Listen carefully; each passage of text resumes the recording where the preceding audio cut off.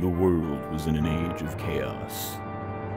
In the midst of this chaos, in a little kingdom in the land of Hyrule, a legend was being handed down from generation to generation. The legend of the Triforce, golden triangles possessing mystical powers. One day, an evil army attacked this peaceful little kingdom and stole the Triforce of power. This army was led by Ganon, the powerful Prince of Darkness who sought to plunge the world into fear and darkness under his rule.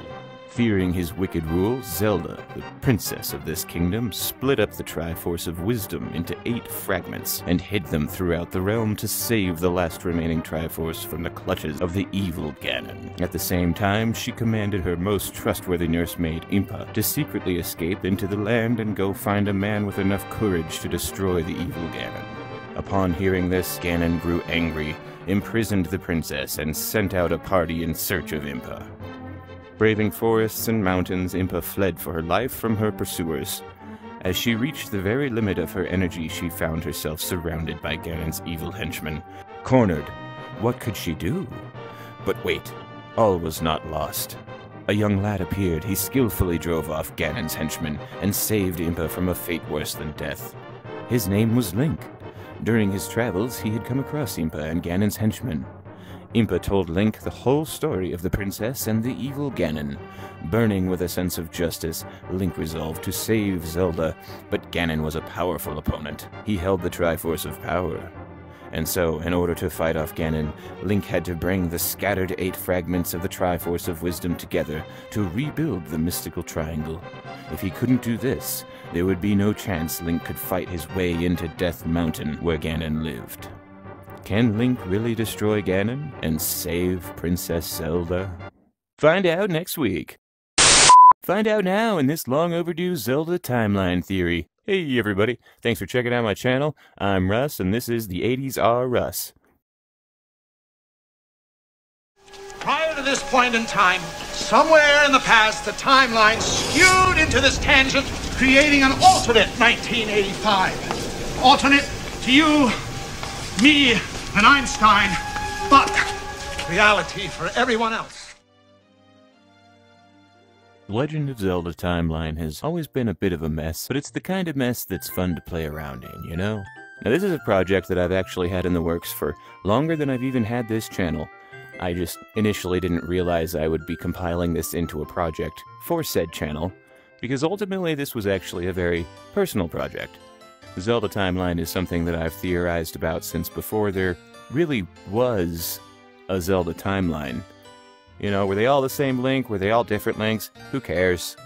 They were so loose with their lore that you could kind of rearrange them, sometimes in ways that pretty wildly reinterpret the lore, but still kind of worked. Just because of how vague everything was, you know? I've always had fun theorizing the order the games occur, and even since long before the official release of the canon timeline, with heavy quotes, in the original Hyrule Historia, the release of which I anticipated like a giddy schoolchild, despite being as old as the franchise itself. But the reveal that the timeline was split in 3 separate alternate realities did throw me off a bit, as was the sentiment of many fans at the time, in part because there didn't seem to be any in-game explanation for this branch of time, which now housed all of the original titles, as well as apparently any 2-dimensional Zelda title before the Minish Cap's release. But as far as anyone could tell, there wasn't really a logical reason for this branch, so it felt a little forced, and a lot of fans were left disappointed and unsatisfied with the overall timeline, going on to create their own versions. And when it comes to time travel and the rules surrounding it, I can get obsessively picky, and I don't like it when a franchise breaks the rules, especially when they have so many examples of clearly established rules of time travel within the franchise.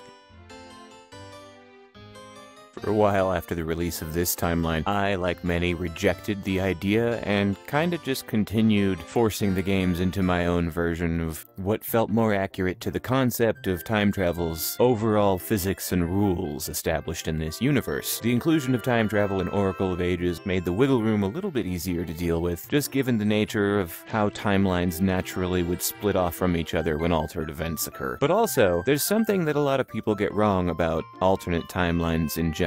See, this is a solid representation of what a lot of people view as how timelines split. They see this line that goes in a constant stream from one point to another, representing past, present, and future. But the present of any given timeline, technically speaking, would be the perspective of those existing within that timeline. The story that you're following along that path, that is the actual present and future-most point of that timeline, given the choices being made at that moment. So when a branching timeline is drawn this way, it doesn't represent what's really going on, because you have essentially a past instance occurring at the same moment as a future instance. That's where the separation is. So you have a past point in this singular history that is broken from a future point, and unless the timeline is mended in some way or another, these two events really can't connect in a compatible way. The history between these two events has become somewhat murky, and these murky areas of the time stream, in my personal headcanon opinion, could be a representation of things like the Dark World or the Twilight Realm, essentially realms of time-space where events have been blurred or corrupted in some way or another.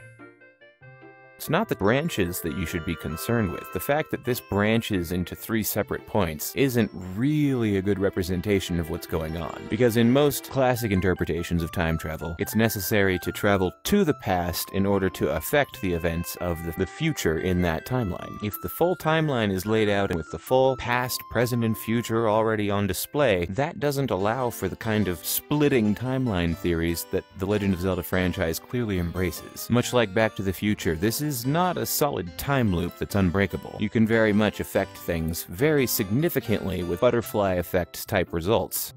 Ultimately, due to my distaste for this particular representation of the timeline and how the events would have actually rolled out, I decided to make my own. And I will say, I did a lot of exhaustive research on the earliest possible texts of lore that I could find for the franchise, and it went a lot deeper than I was expecting. There was information in there that I hadn't seen since I was a young child, and that first chunk of lore that I narrated from the original handbook is a good example of that. Deeper than the original game seemed, but not really deep enough to glean a ton of details from. The most significant thing about that chunk of text, actually, to me, was the fact that it seemed like Link was an established hero. He had a background, but it wasn't delved into whatsoever. He had no specific connection to Princess Zelda, and he met Impa for the first time, apparently, upon returning from some sort of quest, potentially even outside the Kingdom of Hyrule itself.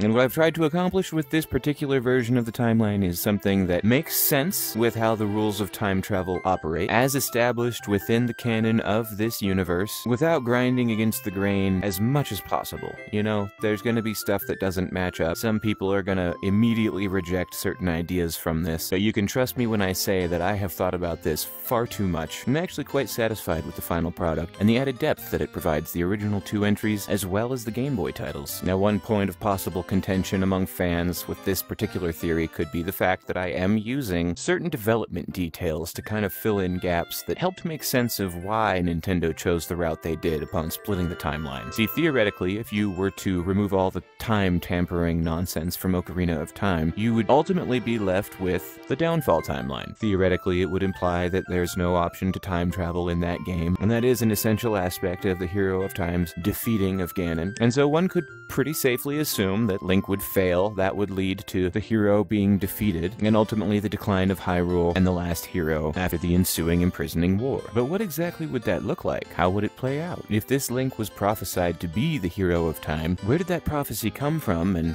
why was it wrong the first time those events played out? Well, in a fantasy world where the timeline can be altered from the future to the past, I'm going to present an argument that at first I didn't even accept as a possibility. The limited story of the first 2 games is well known. The second one did add some lore, but it ends quite abruptly, without Ganon even really being released. Link manages to accomplish the final test, which was essentially kind of just a death trap for anyone who's trying to get the Triforce Courage, but maybe doesn't deserve it. But ultimately, the final boss of this game is just a test set forth by the King of Hyrule, and once Link passes that test, he's left with, well, a second princess and curtains. Maybe even a little hanky-panky, hard to say, but for a video game of the time, this was surprisingly hot and heavy looking. Anyway, there's no way to know for sure exactly what occurs after these curtains pull, but I would argue that this is the moment when the original Zelda finally reunited with who she recognizes as the Hero of Time, the chosen bloodline that she would then use to mend the timeline through a series of events that would reshape history itself. Does that sound familiar? Does that sound kind of similar to maybe one of the more recent Zelda games? Yeah? Well, with just a couple minor adjustments to some of the original lore of these games, that's what I would argue essentially plays out to allow for this Link's ascension to his actual status as the hero of time. He was chosen by the Zelda from the future because of the strength of his bloodline and his descendants' accomplishment. Interestingly enough, Ocarina of Time did start its development as a remake of The Adventure of Link. Now, whether or not this is true, my personal opinion is that they had decided they wanted to re-establish the lore in a more story-driven way, and I would argue that The Adventure of Link is where they began sort of